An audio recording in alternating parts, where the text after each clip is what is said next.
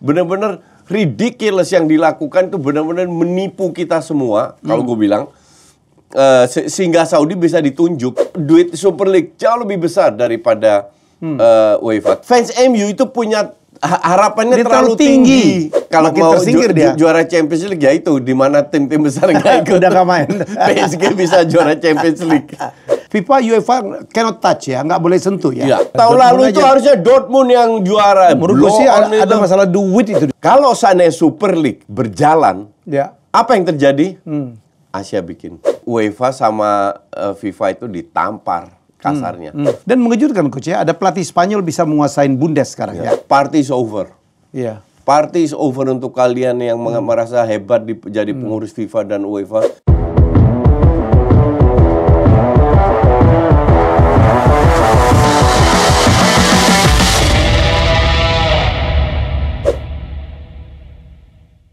Ya, jumpa lagi dengan saya dan Coach. Hot topic ya Coach. Ya. European Super League akhirnya diberikan apa ya? Green light. Green light. Dari satu court mana sih? European Court of Justice. Oh iya? Ya, yang jadi udah level di Eropa dong? tertinggi di Eropa. Udah nggak bisa di overrule lagi. Mereka udah nggak bisa di overrule lagi. Wow. Which is good untuk gue ya, karena yang mereka ajukan adalah kenapa sepak bola itu dimonopoli oleh FIFA dan teman-temannya. Dan UEFA. Ya, karena sepak bola itu olahraga yang semua orang harusnya bisa lah. Oh iya, ini kesana raja ya. Seperti tinju. Tinju kan ada WBA, WBC, IBF. Iya. Tinju bisa, kenapa olahraga lain nggak? Kan tergantung mereka dapat peserta atau tidak. Oh iya. Dan which is good karena kita tahu juga bahwa ya terutama FIFA itu banyak mafianya, dan terakhir dengan penunjukan Saudi aja itu sudah caranya udah sangat-sangat tidak dan demokratis. Penunjukan Qatar pun yang kita tahu Qatar cacat pun juga secara proses ya kan. Juga. Jadi itulah gue bilang mereka harus terbuka biar klub yang memilih. Nah sekarang kan pada saat mereka gabung dengan ESL diberikan sanksi. Sebelumnya. Sekarang nggak boleh lagi. Dulu si Boris Johnson langsung ya. Memberikan sanksi. Sekarang pemerintah tidak boleh ikut campur dalam arti semua klub yang ingin gabung di Super League. Itu tidak boleh diberikan sanksi. Jadi dibebasin. Nah, tinggal sekuat apa Super League beradu dengan UEFA. Ya kan? Kalau perlu ada dua dengan klub yang sama ya kenapa enggak? Ya kan? Karena duit UEFA duit Super League jauh lebih besar daripada UEFA. Kita tahu juara Champions League aja cuman prize money-nya 80 juta. Nah, kalau ikut dari awal sampai menjadi juara, itu mungkin dapat 150, 170. Sementara di Super League belum tendang satu bola udah dapat 200-an kalau nggak salah. 200 juta? 200 juta. Gila. Sebelum tendang bola. Dan ini kan liga ya, Coach? Ini kan liga kan? Liga. Ada promosi degradasi kan?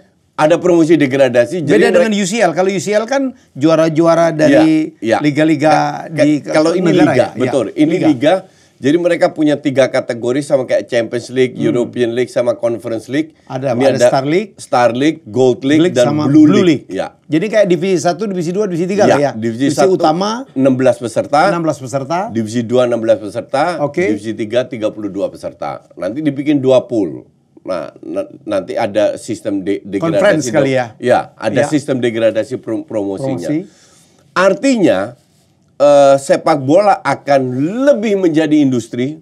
Jadi kalau mereka yang tidak puas dengan UEFA dan lain-lain bisa aja gabung ke sini. Jadi nanti kemungkinan besar bisa jadi ada dua liga. Nah, UEFA nggak bisa bilang lagi, lu nggak boleh ikut sini atau pemain yang ikut di Super League nggak boleh masuk ke timnas, di ban ya, nggak ada gitu-gituan lagi. Ya memberikan kebebasan kepada klub. Walaupun perjalanan masih panjang, karena pasti ada klub yang masih resist, yang ragu-ragu. Tahun berapa nih? 2025 rencananya. Wow. Dan itu cepat. Kalau lihat kemarin wacana yang nggak jadi kan tim-tim hebat udah mau bergabung semua. Terutama Italia, Coach ya. Terutama Italia. Dengan keputusan ini sekarang mereka bebas bergabung. Jadi yang ini dia bukan saingannya FIFA ya. Nggak ada hubungan FIFA UEFA cannot touch ya, nggak boleh sentuh ya. Jadi saingan UEFA. Jadi liga yang akan terpengaruh itu atau kompetisi yang terpengaruh itu UCL, Kemudian apa Europa League sama satu lagi itu? Lebih kayaknya ke UCL, UEL sama Conference League. Karena dia bermainnya kalau nggak salah saya baca dia bermainnya di tengah minggu ya. Ya, sama kayak UCL. Sama kayak UCL. Jadi nanti klub itu tinggal milih kalau salah satu. Iya. Atau dia punya 2 tim ya. Atau dia punya 2 tim. Yang berapa di UCL, berapa di sini, which is berat banget juga lah ya. Iya. Jadi mungkin ada yang milih, ada yang ikut dua-dua, ada apa? Gue nggak tahu aturan. Ini kan kembali lagi ke aturan lokal. Nah, juara IPL asumsi sekarang kirim 4, oke? Nah, 4 klub ini nanti kan bisa milih. Ya, gue nggak mau duit Champions League terlalu kecil, saingan terlalu, gue pindah. Nah, gitu harusnya bisa. Jadi nggak boleh ada sanksi-sanksian lagi. Ya, kita belum tahu reaksi dari UEFA ya. Ya, milik UCL betul. Ini masih fresh. Ini fresh, nih, barang fresh from the oven. Jadi baru kita taping di hari Kamis malam dan beritanya baru berapa jam yang lalu. Ini tayangnya Jumat ya kalau nggak salah. Ya, besok malam. Jumat besok malam. Jadi sekarang kita taping dengan informasi yang kita miliki adalah belum ada reaksi dari UEFA. Mungkin besok ada, nggak tahu. Tapi ini ya. Ini UEFA sama FIFA itu ditampar kasarnya. UEFA kan membuat format baru di Champions League tahun depan, di mana 32 tim, satu tim main 8 kali, home and away, nggak boleh milih lawan akan kayak gitu. Itu kan sebenarnya kayak Super League. Cuman Super League intinya bukan formatnya, duitnya jauh lebih banyak. Bosnya siapa sih? Mereka itu sudah mendapatkan beberapa sponsor dan juga ada investment company yang mau keluarkan duit, mau naling itu berapa miliar lah, berapa miliar untuk nanganin karena mereka lihat potensinya sepak bola itu besar sekali, terutama ya tim-tim besar. Jadi yang kita lihat akan terutama di Star League ya. Itu akan diisi dengan tim-tim utama bener ya. Utama semua. Enggak cuman ada Hakaba Mayfi lah ya, enggak karu-karuan ya. Hanya kan dia juara misalnya juara Hongaria, juara apa. Kalau ini kan betul-betul tim-tim super ya, Coach. Terutama tim yang di luar Liga Inggris. Karena mereka sekarang dengan sistemnya UEFA yang dilepas gitu, kan gapnya tambah lama tambah jauh. Dari sisi income. Betul. Jadi harusnya tim dari Prancis, dari Jerman, Italia, Spanyol. Yang besar nggak kebayang saya. Barca sama Madrid udah ke ESL kan. Ya. Jadi tim-tim besar akan kemungkinan besar pindah ke sana. Nggak tahu juga kemungkinan besar murni karena duitnya lebih besar. Katakanlah Italia mungkin 3-4 tim ya. Inter, Juve, AC Milan kali ya. Ya mungkin. Mungkin ya. Kemudian Prancis, PSG. PSG enggak, PSG kayaknya dekat sama UEFA karena pengurus ya. Karena pengurus dan saya pikir kalau nggak ikut mah rugi sendiri lah ya. Iya, kalau makin mau juara Champions League ya itu di mana tim-tim besar nggak ikut udah nggak main. PSG bisa juara Champions League. Gitu udah nggak menarik lagi. Inggris sempat empat-empatnya oke ya sebelum Manchester City. Karena Manchester City saya pikir juga dekat dengan FIFA kali Coach ya. Enggak, Manchester City sudah nggak mau gabung juga. Ya ini kan klub-klub itu City, I think Newcastle juga dengan PSG yang bisa mendapatkan kebebasan untuk berada di sana kan berkat lobby dengan FIFA. Dengan Saudi Qatar itu kan lobby dengan FIFA dan gue yakin 1000% duit itu terlibat. Bohong aja nggak? Ya. Sampai si Infantino bilang ya habis di Piala Dunia di Amerika kita bikin di 3 benua. Nggak make sense. Kenapa? Biar 3 benua itu nggak bisa bidding untuk berikutnya. Jadi tinggal Asia. Asia siapa ya? Saudi. Ditunjuklah Saudi setelah itu. Masa di 3 negara main cuma 1 match? Piala Dunia apa itu? Ya kan? Di Maroko juga sisanya main di Eropa. Kan nggak make sense gitu loh. Bener-bener ridiculous yang dilakukan itu benar-benar menipu kita semua. Kalau gue bilang. Sehingga Saudi bisa ditunjuk. Kan terbukti Coach, waktu yang penunjukan Qatar itu kan memang ada bribe ya, yang melibatkan Michel Platini dan siapa ketua FIFA sebelumnya? Jacques apa namanya? Blatter. Sepp Blatter. Ya kan udah terbukti bahwa ada uang ya yang mengatur FIFA dan lu berkali-kali mengkritisi FIFA, nggak bisa diaudit lah, ya kan seenaknya aja. Iya betul dan sekarang dengan ada ini walaupun mungkin awal-awal klub-klub yang lain belum mau gabung tapi yang jelas UEFA dilemahkan. Itu jelas. Siapa yang gabung kita nggak tahu, tapi yang jelas UEFA itu akan dilemahkan. intinya begini, kalau you kelola sebuah klub yang bukan duit negara, oke? City, Castle kan duit negara itu. Yeah. Duit pribadi, tiba-tiba ownernya bilang, lah gue di Champions League bayar gaji segini, let's say gajinya setahun, let's say 500 juta. Oke, sementara gue di Champions League cuma dapat 150 itu kalau juara plus merchandising plus ini plus itu untuk ujung-ujungnya tiap tahun pas-pasan. Oke, sekarang di sini gue bisa dapat dengan pemain yang sama gaji yang sama, gue bisa dapat ratusan juta. Ya mending gue ke sini, kasarnya begitulah. Ini saya nggak kebayang ya, kalau ini terjadi bakal gila harga pemain ya Coach ya. Harga pemain bakal gila dan Champions League akan merosot pamornya. Merosot. Yeah. For sure. Gitu. Saya nggak tahu organizernya siapa ya. Kalau yang organizernya ala Amerika yang jago banget bikin kompetisi. Otaknya itu di orang-orang Amerika. Coach. Iya, memang. Selesai. Memang. Otaknya itu Amerika. Yang membuatnya mereka lihat potensi di sini, makanya mereka tunjuk ke Juve, Barca sama Madrid kan. Ya. 3-3 oke, setuju. Yang lain ini kan karena kena sanksi kan, nggak boleh ikut. Nah sekarang mereka lebih terbuka. Dan I think banyak klub sekarang mikir lagi. Dan biar ditampol itu FIFA. Dulu ada Agnelli ya Coach, masuk juga di sini ya? Ya, Agnelli kan Juve. Ya Juve kan masih, dia yang nge-push ini kan. Ini otak mafia juga nih. Ya mafia, ya semua juga mafia. Cuman intinya kan adalah biar UEFA terutama yang gue kritik itu bertahun-tahun gue kritik, bukan baru-baru aja, bahwa FIFA sama UEFA ini tidak terbuka dengan keuangan mereka. Tidak transparan. Ya, tidak transparan dan mereka bahkan tidak tahu gajinya si ketua Severin itu berapa sekarang. Oke, gajinya Infantino nggak ada yang tahu. Ya nggak boleh lah. Di dokumentasi yang beredar di Netflix kan kelihatan. Pengurus saja loh, exco FIFA, hanya exco. Gila, kita kalau keluar negeri disambut kayak presiden oleh negara-negara. Biar apa? Biar negaranya bisa jadi tuan rumah. Hanif kan pernah ngomong, dia kan pernah ada di lingkungan itu. Begitu jamu orang FIFA sini, gila permintaannya. Raidersnya mah. Suite room dengan ini gila. Dan lain. Bintang rock aja lewat lah. Bintang rock aja betul.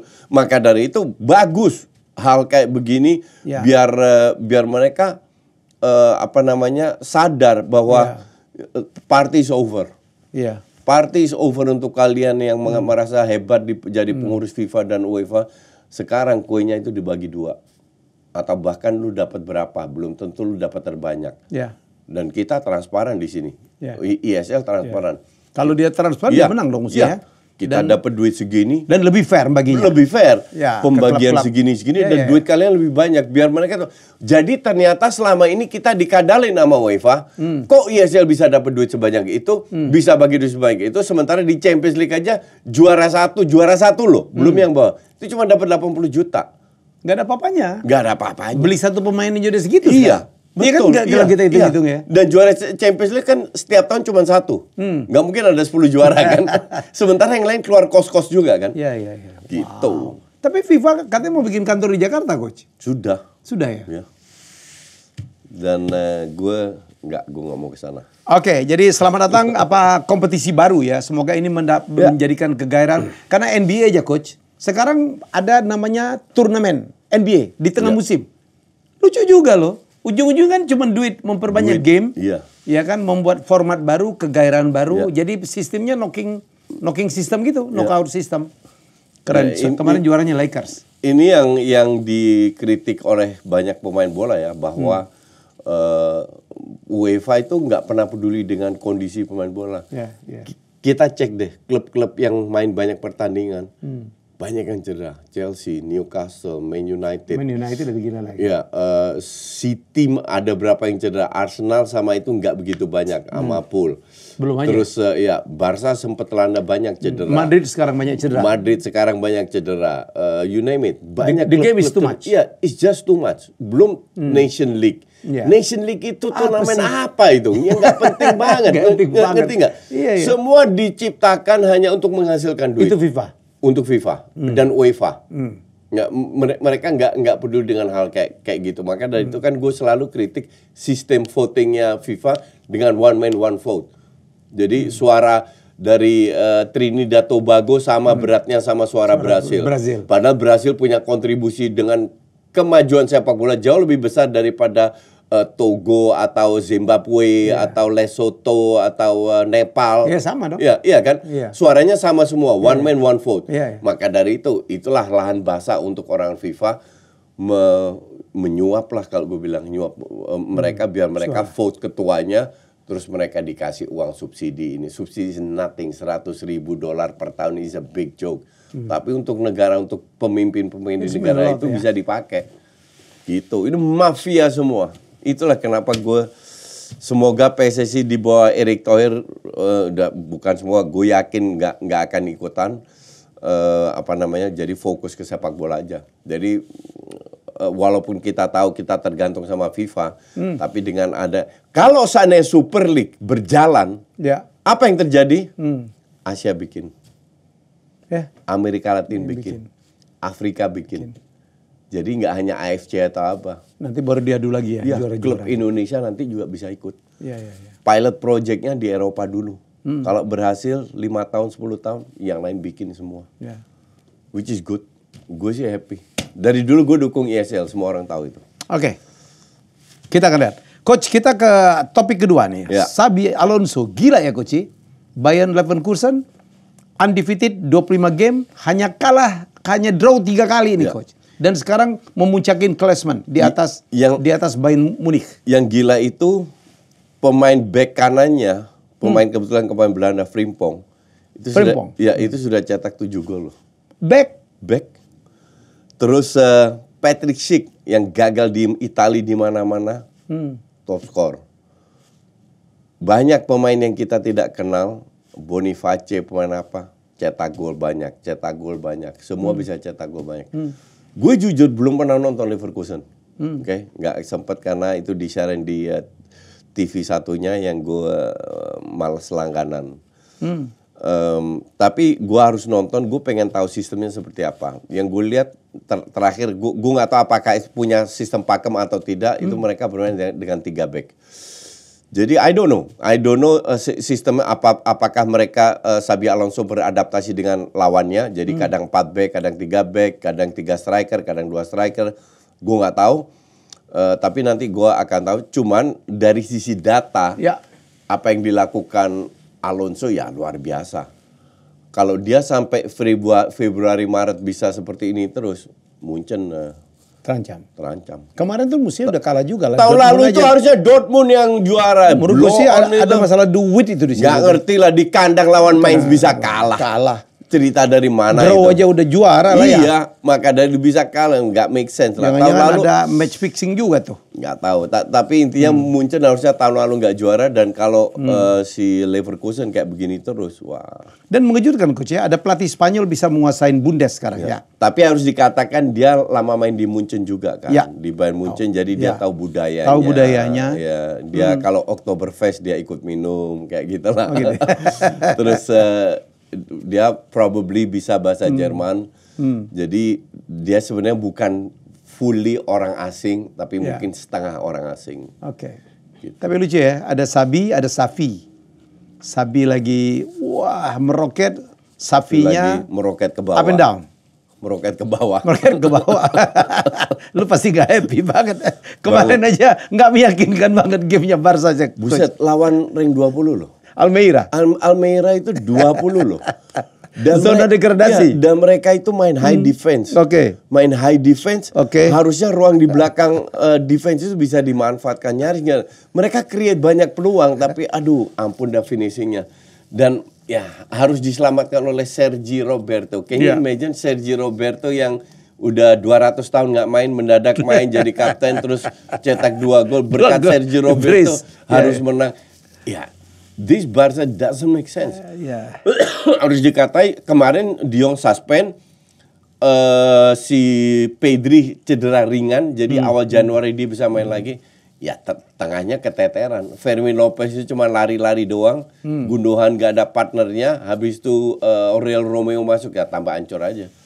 Jadi kemarin beruntung itu ada satu save yang keren banget pas 3-2. Mereka nyerang corner. heading, untung di save sama Peña. Kalau enggak 3-3 itu. 3 draw. Aib lagi ya. Parah Barca.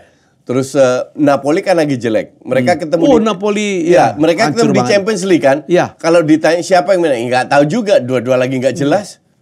Napoli kemarin Coppa Italia. Ya. Kalah di kandang 0-3 gitu dari tim yang enggak jelas. Iya. Ya, gua pas lihat pemainnya itu hampir semua cadangan. Nah, baru di babak kedua masuk ke Kvaratskhelia, masuk ke That's too late. Osimhen main. Osimhen masuk di babak kedua. It's too late. Orang lupa ya, bilang, "Iya, tapi ini kan pemain ini." Enggak gini. Kalau kita mulai jadi starter, kita dapat ritme bermain. Oke. Irama bermain. Oke. Tambah lama permain, tambah merasa enak. Bolanya gagal atau enggak. Kalau lu masuk sebagai subs di menit 70, 80, ibarat badan ini masih dingin. Lu mau sepemanasan gimana pun, badan ini masih dingin. Masih belum dapat ritmenya. Iya kan? Jadi nggak gampang untuk, mending masukin full team, hajar 3-0, baru tarik. Mending begitu. Dan Arteta tahun lalu sering begitu.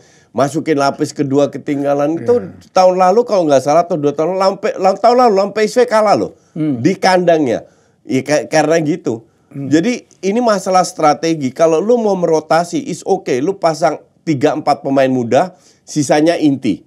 Oke. Nanti kalau sudah unggul, baru yang inti ditarik. Ditarik-tarikin lagi. Baru masukin pemain cadangan.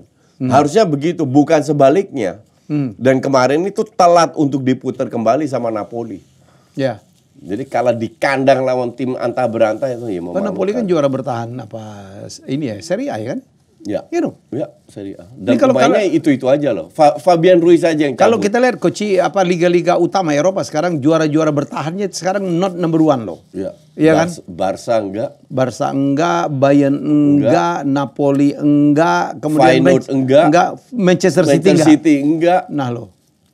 PSG masih. Ya, PSG masih. PSG enggak ada lawan. Tapi sempat dia kecolongan 2 tahun lalu kalau nggak salah ya. Yang juara kalau salah apa? Lens atau bukan Main? Bukan. Lyon.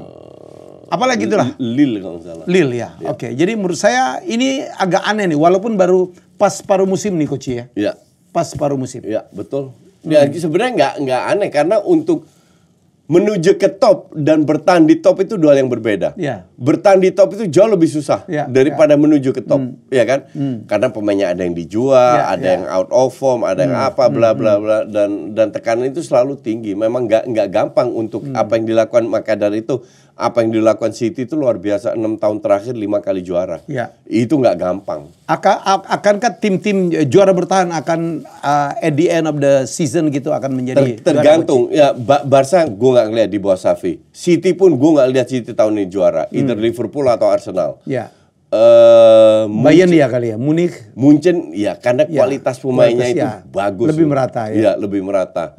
Di Italia enggak, gue lihat Italia Napoli saya pikir kemarin juaranya kebetulan aja kali lah ya. Mungkin. Tapi tahun ini feeling gue sih Inter lebih convincing. Kalau Inter sesuai kehilangan berapa poin itu Juve. Antara Inter dan Juve. Tapi gue lebih convince Inter yang juara. Yang gue agak itu Liga Inggris Arsenal. Yang benar loh. Itu silakan meremehkan kami dan kita sekarang enjoy the moment. Kita harus enjoy the moment, oke? Nanti tiba-tiba di papan atas, stay di atas, juara. Kok bisa? Bisa aja. Karena kita enjoy the moment. Kalau orang lagi menang enak aja ya. Coach, omongan lu benar ya. Kalau kemarin ternyata MU Liverpool itu nggak gampang Liverpool mengalahkan MU kan selalu benar. Masih inget nggak? 3 kali beruntun loh. Waktu MU ngebantai Chelsea, banyak yang nggak percaya. Gue bilang MU menang. Sampai di DP gue menang 2 bucket KFC kan. Terus Milan sama Newcastle nggak lolos Champions League. Banyak juga ngehujat gue. Sampai ada yang minta taruhan kan, bilang menang juara grup. Untung gue tarik itu taruhan kan. Dan kemarin Liverpool juga lawan MU. Lawan MU. Karena yang gue lihat di timeline Twitter gue adalah bukan menang kalah, tapi berapa skornya? Kan bangke kalau begitu. 3-0 atau 5-0, 7-0, 8-0. Dikira sepak bola ini matematika. Iya kan? Justru pengalaman gue tim besar mau seterpuruk apapun kalau ketemu tim besar different. Tapi kan ngelihat game sebelumnya kan di mana MU dibantai 7-0 di Anfield, coach. Itu kan bener juga mereka. Tapi yang lu bilang bola itu bukan matematika. Iya, betul. Dan MU kan terpuruk, backnya hilang semua. Dan gitu. Banyak yang cedera loh. Iya, banyak cedera. Di samping banyak yang cedera, Bruno suspended. Iya. Maguire baru cedera. Yang 2 pemain lah akhirnya bermain cukup bagus. Ya. Terus serentetan lah. Ada kalau nggak salah Pak Panji bilang ada 14 pemain yang cedera. Iya. Jadi yang bisa tampil, bikin satu tim tuh. Yang tampil itu yang squad. Itu aja. Second squad. Yang ada, I think pemain kayak Garnacho, McTominay itu nggak akan main kalau semua fit. Kalau full team. Kalau full team. Tapi mau nggak mau atau Evans. Itu nggak. Tapi Mainu main bagus banget, Coach. Mainu bagus. Saya pikir bintang utama kemarin Onana lah ya. Dengan save-save-nya. Kita tahu bahwa ball possession-nya Liverpool lebih banyak, attempt-nya lebih banyak, tapi yang menyelamatkan Onana. Orang bilang, Liverpool melakukan 20-30 shots. Oke, gue tanya, yang on target berapa? 8. Dari 8 on target berapa yang berbahaya? 2-3 doang. 2-3 doang. Lainnya ke badan. Iya, ke arah kiper semua. Ke arah kiper semuanya, iya. Jadi sehebat apa Liverpool? Nggak sehebat yang lu pikir.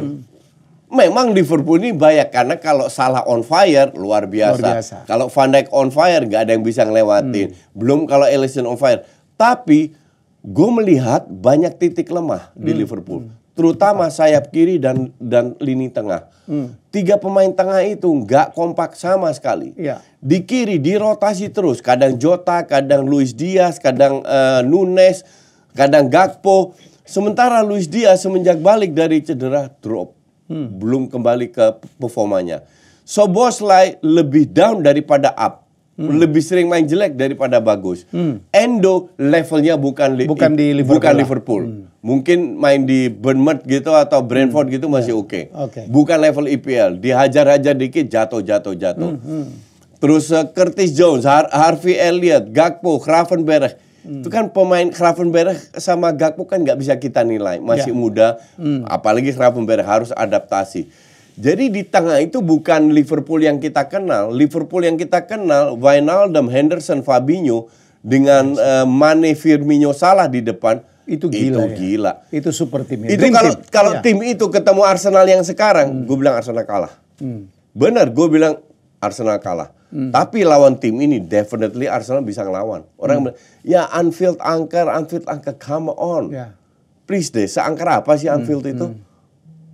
Bahkan tahun 2020 si Arteta pernah menang kok di walaupun Coach, apakah gue potong jangan-jangan tanpa Bruno Fernandes MU bermainnya lebih berkembang ya? Sebenarnya kemarin itu mereka dapat 2 peluang besar. Hampir musim masuk. Højlund ya. Højlund sama Garnacho, cuman depannya tuh susah pegang bola. Garnacho dikasih bola di kaki susah ngelewatin. Dia harus karena backnya bagus banget ya. Dia harus kasih bola daerah. Sama kayak lawan Munchen. Højlund, Garnacho nggak bisa pegang bola. Mereka tuh dikasih bola daerah. Biar mereka sprint. Finishing, sprint. Jadi bukan bola di kaki. Dan kemarin hampir dapat 1 dong Garnacho. Si Højlund ya. Højlund sama Garnacho. Saya pikir itu gol tuh kemarin. Højlund sama Garnacho ada 2 peluang besar. Padahal MU nyaris nggak pegang bola. Dan Anthony lebih bermain untuk tim. Lebih banyak passingnya daripada Anthony itu menjadi pemain yang bagus banget sekarang, Coach. Lebih punya kontribusi untuk tim. Lebih berani, lebih deep ke belakang segala macam ya. Dalot bertanya serangannya Katro. Awepu pun demikian. Maino titik terang. Wah, itu Kobe Maino. Amrabat punya visi bagus tapi masih agak lelet. Cara berpikirnya, bertindaknya. Tapi oke lah. Tapi oke lah. Nggak ada Casemiro, nggak ada Bruno ya. Betul. Justru kemarin yang bagus itu lini belakang. Luke Shaw, Evans, Varane, sama Onana. Onana is the best. Jadi itulah sepak bola 0-0. Dan kemudian ada drama ya, Coach, antara Roy Keane ya dengan Virgil van Dijk. Yang Van Dijk, saya lupa dia ngomong apa, tapi kata Roy Keane, lu itu 30 tahun di Liverpool cuma baru 1 juara aja kok sombong. 33 tahun Roy Keane bilang. Van Dijk cuma bilang, malam ini hanya 1 tim yang ingin menang. Nggak ingin menang. Dia merasa MU bermainnya tuh nggak mau hanya bertahan. Hanya bertahan. Nggak mau menyerang atau apa. Gue rasa Van Dijk mengatakan itu karena dia kecewa. Nggak bisa menang. Nggak bisa menang. Sebenarnya lebih kecewa ke timnya sendiri. Ya. Tapi dia nggak mungkin kritik dia pemainnya sendiri kan. Menanggapin kritik Roy Keane, ya, dia respect. Ya, dia sangat respect Roy Keane, jadi fine aja. Karena Roy Keane juga bilang, dikritik. Ya, Roy Keane juga bilang dulu ada masanya di mana kalau kita dapat 1 poin pemain MU seneng banget. Jadi sekarang mungkin berubah. Tapi jangan terlalu sombong. Tapi gue nggak yakin Van Dijk itu nggak dikenal sebagai pemain yang sombong. Ya. Nggak pernah kita lihat. Nggak pernah ngomong juga lah. Nggak pernah ngomong juga. Jadi gue rasa maksudnya bukan dia sombong, tapi dia kecewa. Bahwa lebih kecewa ke timnya sendiri. Kok lu nggak bisa cetak gol lawan tim yang bertahan? Padahal mereka sering ketemu tim bertahan. Kan banyak tim juga yang bertahan, ya kan? Nah, emang Liverpool ya di bawah mereka ya gitu-gitu aja. Bukan gitu aja, mereka beruntung punya 1, 2, 3 pemain yang bisa yang excel ya, yang bisa membuat perbedaan. Tapi kalau pemain tersebut dikunci, dimatikan ya bukan tim yang nggak bisa dikalahkan di kandang. Tapi habis itu berapa hari kemudian Liverpool ngebantai ya untuk di Carabao. Ya, gue nonton itu. Keren ya Coach. Liverpool turunkan 50-60% pemain cadangan. West Ham setengahnya cadangan. Itu jelek banget mainnya West Ham. Asli kipernya itu si Areola itu. Wah, golnya 2 gol minimal dia bisa tahan. Akhirnya salah dimasukin, salah cetak gol juga. Tapi ya di situ, di match itu pemain Liverpool yang cadangan diberi kesempatan itu pengen menunjukkan. Jadi fighting spiritnya tinggi dari awal. Cuman vibes-nya itu, sophistication-nya itu bukan Liverpool. Flair-nya bukan Liverpool, lebih tim yang agak gerasa gerusuk. Tapi lawannya cupu banget dan mereka menang karena beberapa pemain feeling gue disimpan buat lawan Arsenal. Mereka lebih ngeri lawan Arsenal kalau gue bilang daripada Arsenal. Enggak, sebelum ya 24 subuh. So what is your prediction? Absolutely Arsenal nggak kalah kalau gue bilang. Jadi bisa seri, bahkan bisa menang. Kalau Arsenal main kayak Brighton, sangat bisa menang. Kenapa? Main di mana sih? Di Anfield. Di Anfield. Terakhir Arsenal menang 2012. Oke? Oh iya? Ya, 10 tahun 8 kali kalah, 2 kali seri. Enggak pernah menang, 11 tahun terakhir. Ya. 10 tahun terakhir. Cuman itu kan data. Dan football is not a data. Ya, kayak MU dihajar Bournemouth di kandang lah. Kayak MU diajar, terus MU 0-0 lawan Liverpool. Semua orang pikir 5-0, 6-0, 7-0. Ya, eat that, makan itu 6-0, 7-0. Inilah indahnya sepak bola. Dan dari pucuk turun. Gantian. Jadi kita kasih Liverpool seminggu aja. Mungkin naik lagi, tapi semoga enggak. Tapi itu deciding game dong ya. Yang akan menentukan siapa yang akan di atas dong. Which is penting, kenapa? Terutama untuk Arsenal, untuk percaya diri. If you can win this game, artinya lu udah mental terbukti, lu udah menang lawan MU, lawan City. Lawan Spurs seri, itu jelek banget mainnya. Tapi kemarin lawan Brighton mereka menunjukkan. Which is good ya. Jadi sekarang lu bisa konsisten gak? If you want to be, kalau pemain di mindsetnya merasa mereka pengen jadi juara, bisa jadi juara, you have to win this game. Atau suwe-suwenya nggak kalah. Apalagi kalau seandainya mereka bisa menang, bukan masalah rank 1 aja. Rank 1, kedua kompetitornya geser dulu, unggul 4 poin, dan ketiga percaya diri lu akan naik, meroket melawan tim-tim lainnya. Dan biasanya sebelum Boxing Day itu ya, yang leading itu akan kemungkinan besar akan menjadi juara, Coach ya. Ujiannya itu adalah apa? Lawan Liverpool. Lawan Liverpool. Ya, jadi sama Boxing Day nanti sampai awal tahun baru. Awal tahun baru. Dan kembali ke MU itu sebenarnya bulan ini tuh lawannya nggak ada yang kuat tuh, Coach. Iya, 5 tim itu bukan tim-tim yang 6 besar ya. Iya, tapi besok ketemu West Ham loh. Ya, West Ham tuh ya kan bukan Big Six yang sejati lah. Walaupun West Ham lagi bagus. But it's not an easy game. It's not an easy game semua. Jadi pemain MU itu harus sadar bahwa every game is now a final. Jadi kita harus fight sebisa mungkin untuk mendapatkan poin. Mereka harus belajar dari match lawan Bournemouth di mana mereka dihajar.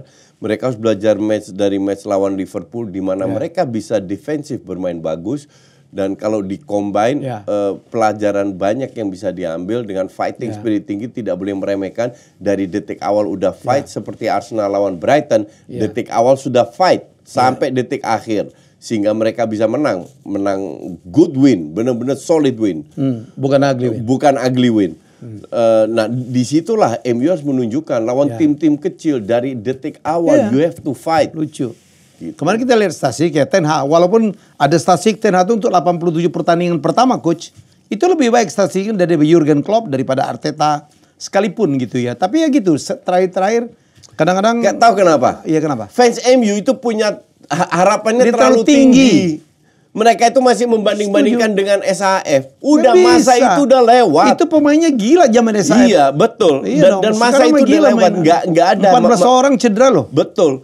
Masa kayak Wenger, SAF itu nggak akan ada lagi. Sekarang is a racing against the clock. Bahwa you have to win-win. You don't win-win-win, you pecat. Pemain yang tahun lalu bersinar luar biasa. Bruno nggak sebagus sebelumnya. Rashford the biggest flop. Dari kemarin galak banget top scorer ya. Casemiro kemana sekarang Casemiro? Gue dengar sekarang udah mulai berlatih nih coach. Ya Erikson gitu. Bayangin yang dulu menjadi penopang yang Varane dulu tahun lalu. Di tahun lalu. Season lalu ya kan? Yang kemarin jadi penopang sekarang semuanya cedera. Luke Shaw on and off. Lisandro Martinez. Coba. Bukan masalah cedera aja, tapi performanya menurun. Jadi agak nggak fair untuk salahkan Ten Hag kalau gue bilang. Itu kan masalah kolektif. Kalau kolektif fail ya pelan-pelan harus melewati masa susah ini. Kalah. Dia pelan-pelan mereka harus bangkit. Coach udah dengar yang Murtoh ke Arab untuk nawarin 4 pemain ya? Casemiro, Varane, Jadon Sancho, sama satu lagi mungkin si Martial kali ya. Martial, ya. Katanya mau cari sekitar berapa? $300 juta atau apa? Ya, biar tidak melanggar financial fair play dan biar Ten Hag bisa beli pemain baru di Januari. Dan jual Deadwood juga lah ya. Ya, sebenarnya bukan Deadwood aja, tapi gaji gede ya. Ya, gajinya terlalu gede. Untuk performance yang kayak gitu. Yang kayak gitu, betul. Saya ingat banget zaman Solskjaer dulu kan sulit nyari pemain coach. Jadi pemain kalau disuruh pindah itu mahal banget. Gitu loh ya. Dan itu harus budaya itu harus dirubah sama MU sendiri. Jadi jangan beli pemainnya kayak Chelsea overpriced semua, gaji tinggi, enggak. Gaji itu harus relate dengan performance. Contoh kalau lu cedera, gue kasih lu ibarat gaji yang nggak terlalu gede. Tapi kalau lu main, lu nggak menang-menang kalah, lu dapat bonus yang besar. Coach, itu lu tahu nggak ya? Kan kadang-kadang menurut gue klub itu kan lucu ya, atau rugi. Dia beli pemain mahal-mahal, tahu-tahu pemainnya bermasalah secara hukum. Misalnya sexual harassment, kayak hampir terjadi pada Anthony, itu ada pada Greenwood. Itu bayar tetap utuh nggak sih? Tergantung kontrak, tapi itu udah ada klausulnya. Salah satu yang sering digunakan ya kalau lu terlibat dengan hukum. Kita sebagai klub kita bisa meng-cut. Gitu ya? Masih ingat kasus Mendy yang 2 tahun? Mendy ya. Ternyata dia tuh nggak dibayar sama City. Nggak dibayar sama yang City. Dituduh ternyata seksual harassment tidak terbukti. Ternyata tidak terbukti, makanya dia minta sekarang gajinya dari City. Karena lu 2 tahun nggak gaji gue, sementara gue terbukti tidak salah, jadi lu bayar. Jadi City sekarang disu sama Mendy. Gitu. Jadi kayaknya kontrak yang itu ada. Itu juga dengan sponsor kan? Sponsor kalau mengendorse lu terlibat dengan kasus hukum, kalau itu kita punya hak untuk cut. Nah, dan klub harusnya gitu juga. Kayak yang terjadi pada Mason Greenwood ya, begitu berarti kan kontraknya semua diputus tuh. Sama Adidas segala macam. Yang repot itu kayak Sancho. Ngelawan pelatih. Sok-sokan performanya jelek gaji di lapangan, gaji utuh. Nah, itu yang itu. Mestinya harus masuk klausul juga lah ya. Mestinya harus masuk klausul. Kalau lu nggak termasuk dalam seleksi, gaji lagi dipotong. Coach, Kai Havertz sekarang menjadi bersinar untuk Arsenal, kan lu happy banget lah ya? Happy dalam arti 60 juta ternyata nggak sia-sia. Ya, karena semua orang bilang 60 million down the drain, ya kan? Down the drain, ya. Masuk got kan? Ternyata pelan-pelan Havertz sudah bisa adaptasi. Makin dapat ya. Sudah bisa adaptasi. Memang quality player lah. Emang quality player, cuman sistemnya Arteta ini kan memang agak ribet. Berpikir cepat, bertindak cepat, kurangi dribbling. Dan beruntung ditambah beberapa gol yang dia cetak, percaya dirinya sudah mulai meningkat. Semoga dia bisa perform bagus, apalagi kalau lawan Liverpool cetak hat-trick, itu luar biasa. Coach, spill tipis tentang pembelian tengah musim dong? Striker sih. Striker akan jadi mahal banget ya? Ya. Si siapa namanya, Erik ten Hag itu incer striker, pemain tengah dan back. Arteta incer striker, pemain tengah dan 2 wing back. Karena semua cedera kan. Bahkan siapa namanya, MU juga incer beberapa pemain. Ya. Jangan kaget kalau MU beli striker lagi. Ya pastilah. Karena Højlund masih muda dan belum. Jadi butuh waktu lagi. Sama mungkin pemain winger kanan nggak berjalan sama sekali. Kalau menurut gue sih Ten Hag beli striker tua aja Coach ya. Yang nggak mahal terbukti, gitu. Dulu kan berapa kali SAF kan dapat gitu-gitu kan Coach. Ya, Van Persie. Ya gitu kan. Ya. Jadi gue nggak tahu siapa yang diincer. Intinya adalah they will new players coming to Man United. Sama Arsenal semoga juga, Liverpool gue nggak tahu, bahkan Chelsea pun incer loh. Chelsea pun udah beli pemain segambreng, tetap mereka incer pemain. Karena ya dengan rank 10 ya gue nggak tahu apakah bisa salahkan Pochettino atau enggak. Tapi yang jelas they don't perform. Ya, sekarang. Nggak semuanya perform. Nggak semua, hampir mungkin 80% nggak perform. Kemarin Mudryk menjadi penyelamat. Wah, golnya itu dikasih kado sama Trippier. Kontrol bola bisa mental kayak gitu. Mentalnya ke depan Mudryk. Kocak ya. Untuk masuk. Udah menang. Aduh, itu match itu gue nonton itu ya. Jelek banget. Passing kontrol nggak bisa. Dua-dua ya. Dua-dua bukan Chelsea aja. Castle juga jelek banget. Bola cepet hilang semua. Akurasi crossing. Bola-bola jelek. Biasanya Newcastle mainnya nggak begitu, Coach. Newcastle 3-4 match terakhir jelek banget. Tidak seperti tahun lalu atau sebelumnya. Dan ya mereka ketemu Liverpool. Jadi Chelsea ketemu Liverpool, satunya Borough ketemu Fulham kalau nggak salah. Ya. Jadi ya feeling gue sih Liverpool yang juara. Ya biarin Liverpool dapat piala kebo lah. Iyalah. Oke, Coach, thank you. 42 menit, keren banget. Hot topic ESL ya. Jadi cuman baru di sini ngomong gitu ya. Iya. Ya. Oke. Kita jumpa lagi minggu depan menjelang Boxing Day juga dan ada game hebat. Minggu depan itu tanggal berapa ya? Minggu depan itu artinya 29. Sekarang tanggal berapa? 22. Sekarang 21 akan tayang 22. Oke, jadi 28 tayang 29. Oke. Ya. Setelah Boxing Day pastinya ya. Ya. Bye-bye. Thank you semua. Bye-bye. Bye.